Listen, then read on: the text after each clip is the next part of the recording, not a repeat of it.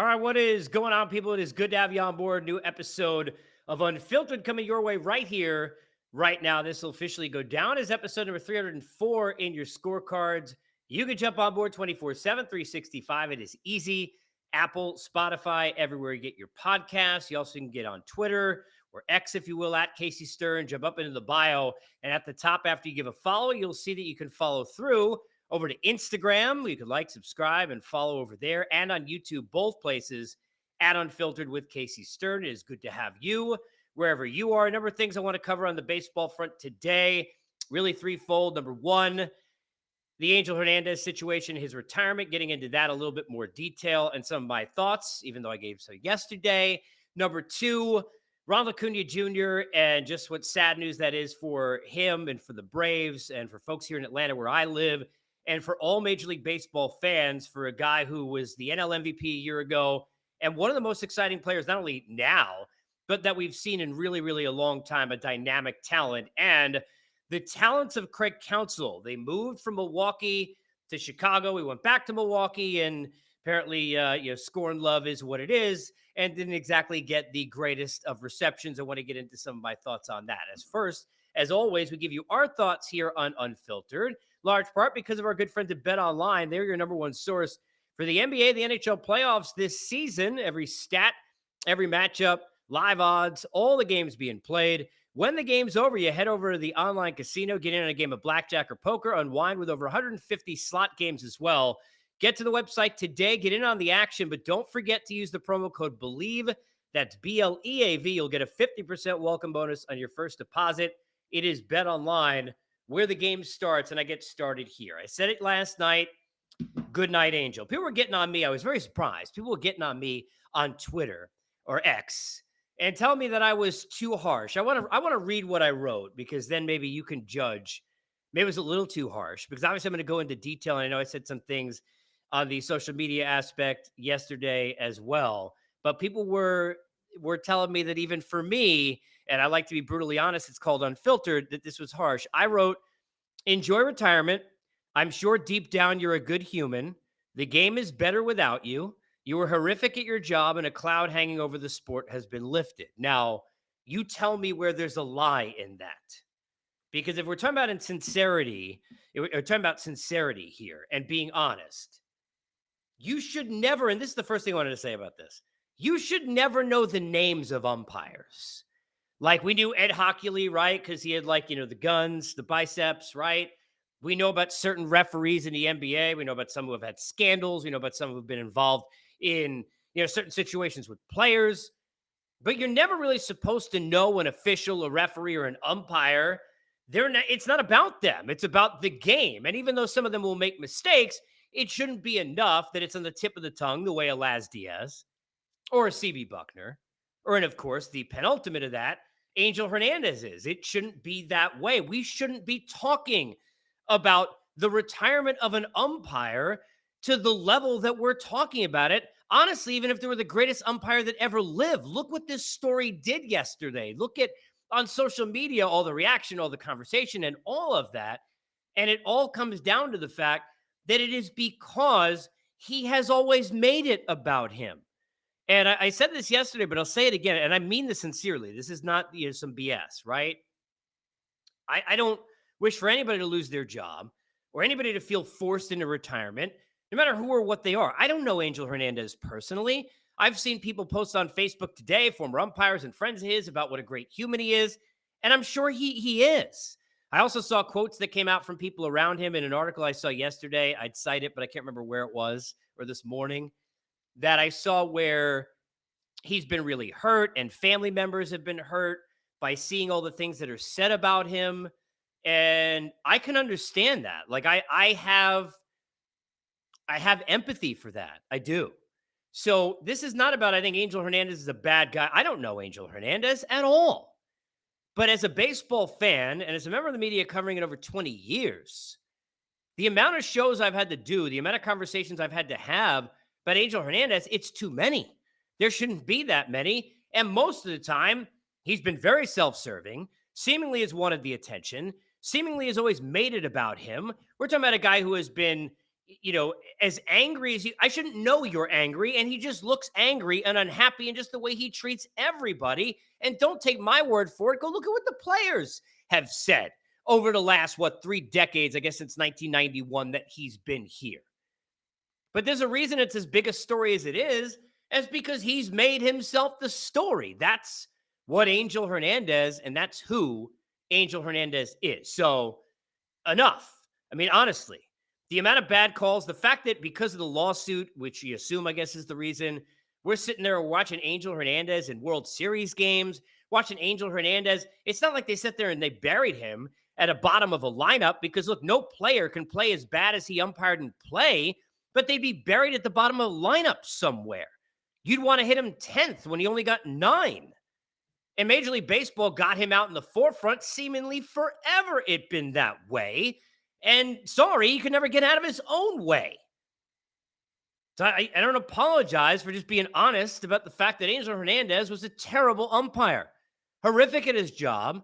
And it was a cloud over the sport because none of us understood how this guy has no accountability. I talked about umpire accountability overall, and ironically, timing about a week ago on this podcast. And here we are. I mean, look, there's a reason you get forced into retirement. And you're going to tell me it's because people on social media didn't think Angel Hernandez was good? People were being too rude to him. When you're in the fire and you're sitting there and your job is front and center, it's an unfortunate thing, right? That you're in the public eye. That's just the way it is. Like any of us who haven't done anything, but we understand that. Like that's the way it is. And when you're sitting there judge and jury and you're the umpire, and as I joked last week, you're treating it like some of these umps do, and Angel at the forefront, where he's teaching your kids in class that Columbus discovered, I don't know what, the Mets in 1864, with the Nina, the Pinta, and the Shea Stadium, and they're giving you like bad advice and bad information. That's okay if you're just me. It's not okay if you're a teacher, not okay if you're a judge. In a courtroom, not okay if you're an umpire and you're Angel Hernandez. So I do wish you the best personally. I mean that sincerely. But at the same time, bye-bye and good night, my angel. Angel Hernandez is gone. Unfortunately, so is Ronald Acuna Jr. for the foreseeable future, rest of the season into next season. What a terrible story. Here's a guy who gets 40 home runs, 70 steals. First time we ever see that. Does it a year ago. Coming off of the rehab from that right ACL injury that he had in July of 2021. Comes all the way back, gets all the way to the top of the hill. Exciting player, big-time player, dynamic talent, brash, great for the sport, all of that, right? Even if you don't root for the Braves, you don't like him. You don't like him because you wish he was on your team instead, right?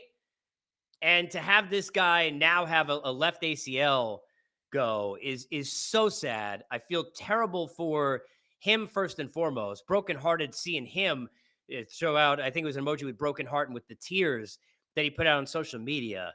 I mean, that is a tough grind to get all the way back from where he was from the injury to get to the point where he got all the way to the top, gets to the MVP, gets to write that story, gets to tell that story, and now has to do it all over again.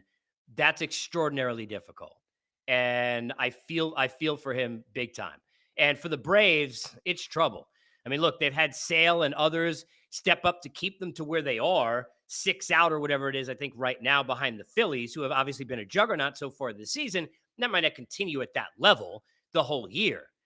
But when you looked at the Braves with the Spencer Strider injury, you sat there and you said, well, look, Alex Anthopoulos, who's been as good an executive, probably the best, right, in Major League Baseball the last few years, and that system and the way that they do things, they're in the right spot because they'll figure it out. They can add another pitcher, add a reliever, add a hitter, the things they need to do to tweak it, and they've got the experience level, and they know they can go get it done in October, and they'll go out at the deadline, and they'll piecemeal, and they'll figure it out.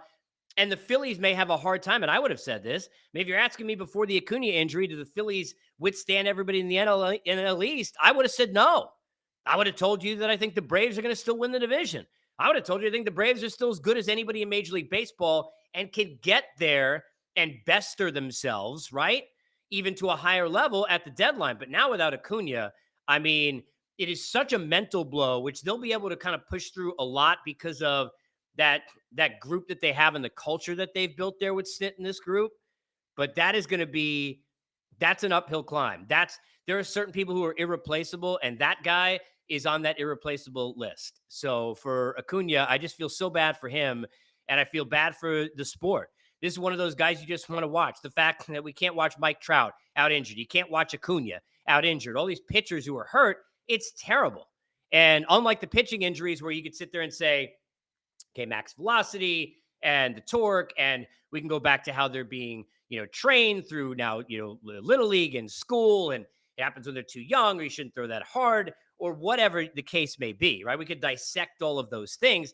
This is a non-contact injury to the guy's other leg, and it's just terrible, terrible to see happen. So I feel for Acuna and hope he gets back soon. Last thing I wanted to hit, and this is an important one for me, okay? I've talked about this in so many different fronts. I can go back to years ago, ranting for weeks about Cardinal fans getting on Albert Pujols because he lied to us. He lied to us. No way that he really loves us here in St. Louis, because if he loved us in St. Louis, he wouldn't leave us here in St. Louis to go to Anaheim. And then I told people for years in situations like this, take a piece of paper, wherever you got one, go ahead. If you're listening, Apple, Spotify, everywhere you get your podcasts, go on the side of the road. You're watching Facebook or Twitter or on YouTube or Instagram or wherever, go take out a piece of paper. And I want you to take out moral things and religious related things and family value things, right? So take out all the stuff. I wouldn't do that for any amount of money, right? I wouldn't do anything for love, but I won't do that. Like whatever those things, leave that off the board, right? Now tell me what you wouldn't do for $40 million. Tell me.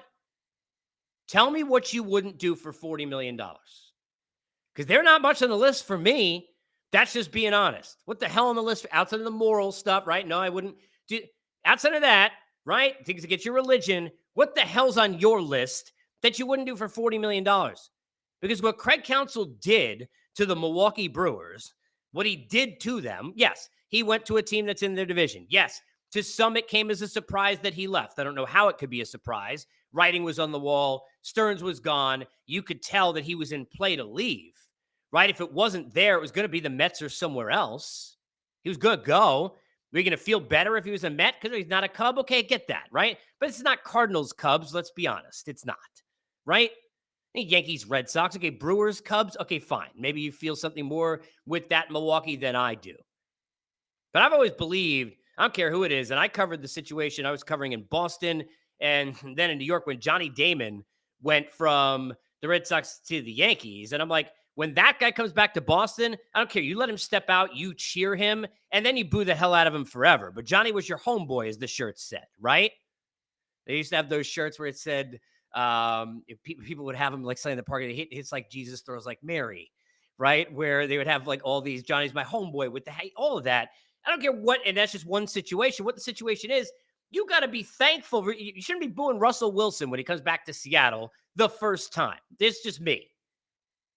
But how the hell are you brewing Craig Counsell when this guy and what he did for your team, maximizing, squeezing the hell out of that orange forever, with that franchise wasn't spending the money and was putting out a team where he knows that he's not getting what he needs to get better, right? Or he's just on the cusp. Yeah, you can win the Central, but I don't got what I need to go win it all because we're trying to maximize and find the best things that we could do without spending money. How the hell are you booing that guy because he took $40 million? Get out your piece of paper in Milwaukee. Honestly, be honest with yourself. Because in the end of the day, in life, all of us have, a lot of people have problems being honest, unfortunately, sincerely with other people, more so with themselves. Be honest with yourself. Get a piece of paper and write down, here are the things I wouldn't do for $40 million. Is manage the Cubs on the list? Really? Come on. Let's not get crazy. Give the guy a break. Sorry to hear about the bad break for Acuna. Give you, Angel, a break. Yes, enjoy retirement. I do wish the best for you. You sucked as an umpire. It's not my fault. It doesn't suck to have you here. It's good. Apple, Spotify, everywhere you get your podcasts, hop on board. We want to hear more from you on Unfiltered. We will see you next time. As always, we are always presented by our good friends